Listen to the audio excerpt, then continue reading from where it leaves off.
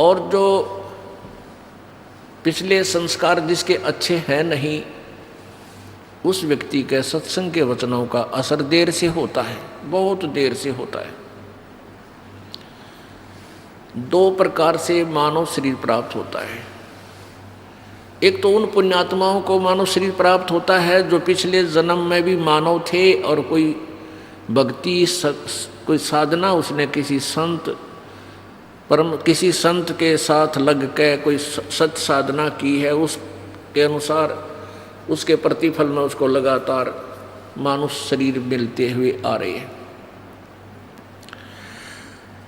यानी पिछले पुण्यों के आधार से मानव शरीर कंटिन्यू जिनको मिलते आ रहे हैं, कंटिन्यूस लगातार, तो उनका जल्दी असर होता है। वो सैन समझ जाते हैं, संकेत समझ जाते हैं।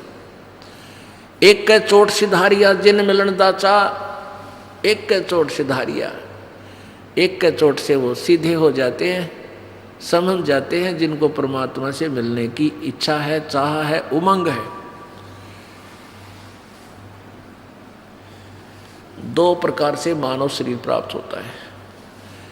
एक तो वो पुण्यात्मा जो पिछले पुण्य संस्कारों से लगातार मनुष्य जीवन प्राप्त करते ही आ रहे हैं, और दूसरा ऐसा होता है, विधान है प्रभु का, कबीर परमात्मा ने विधान बना के इस काल को दे दिया कि 84 लाख योनियों के शरीरों में कष्ट भोगने के उपरांत एक टर्न वाइज मानव शरीर अवश्य जीव को दिया जाएगा। और दूसरा, इस काल की एक व्यवस्था भी है, मजबूरी होगी कि परमात्मा ने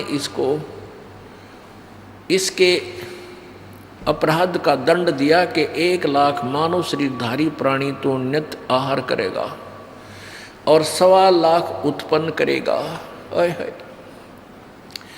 अब कुछ भोली आत्मा ये कहती हैं कि कबीर भगवान तो परम पिता हैं, दयालु हैं, उन्होंने इसको श्राप क्यों दे दिया।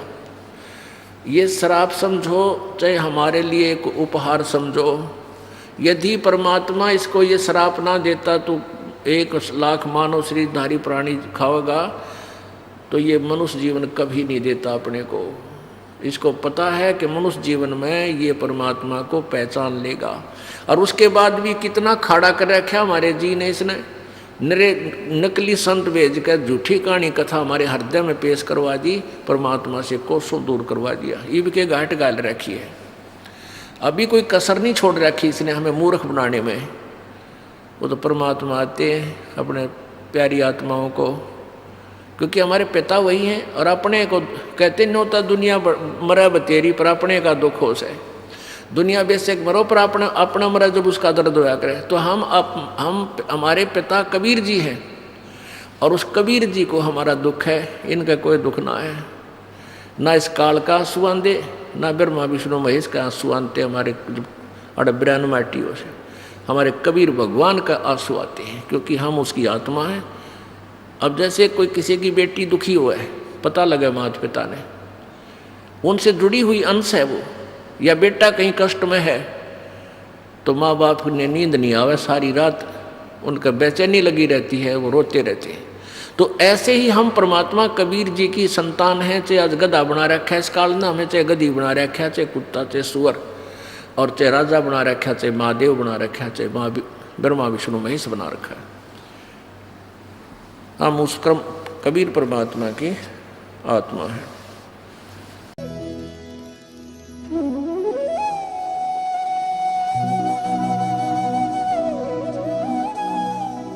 अगर आप ये वीडियो YouTube पर देख रहे हैं तो हमारे चैनल को सब्सक्राइब करें और बेल आइकन को दबाना ना भूलें। अगर आप Facebook पर ये वीडियो देख रहे हैं तो हमारे पेज को लाइक करें।